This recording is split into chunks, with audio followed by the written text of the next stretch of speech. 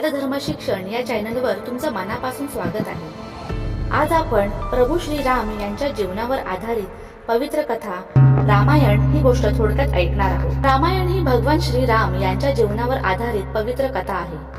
ती ऋषी वाल्मिकी यांनी रचली आहे। कथा सुरू होते अयोध्येपासून। राजा दशरथ यांना 4 पुत्र होते, राम, लक्ष्मण, भरत आणि शत्रुघ्न। राम हे दशरथ व राणी कौशल्याचे ज्येष्ठ पुत्र आणि सर्वगुण संपन्न होते।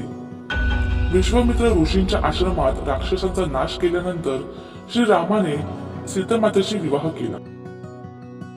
वनवास। दशरथाने रामाला आपला वारस बनवायचे ठरवले, पण कैकेयीच्या इच्छेनुसार रामाला 14 वर्षासाठी वनवासात पाठवले। रामासोबत सीता आणि लक्ष्मणही वनवासात गेले। सीतामातेचे अपहरण। वनात राक्षस राजा रावणाने सीतामातेचे अपहरण केले आणि तिला लंकेला घेऊन गेला। श्री राम आणि लक्ष्मणाने सीताचा शोध घेताना वानरराज हनुमान व सुग्रीव यांची मदत घेतली। लंकेवर युद्ध। श्री रामाने वानर सेनेसह समुद्र पार करून लंकेवर आक्रमण केले।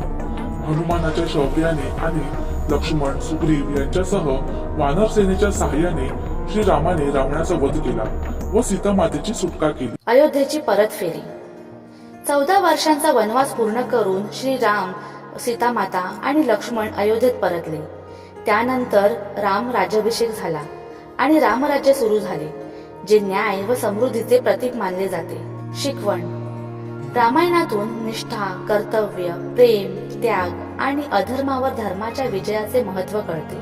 तर मुलांनो, हिंदू धर्मावर आधारित अशा छान छान गोष्टी थोडक्यात ऐकून त्यातून चांगली शिकवण घेण्यासाठी धर्म शिक्षण चॅनल नक्की सबस्क्राईब करा आणि आपल्या मित्र मैत्रिणींना नक्की शेअर करा। धन्यवाद।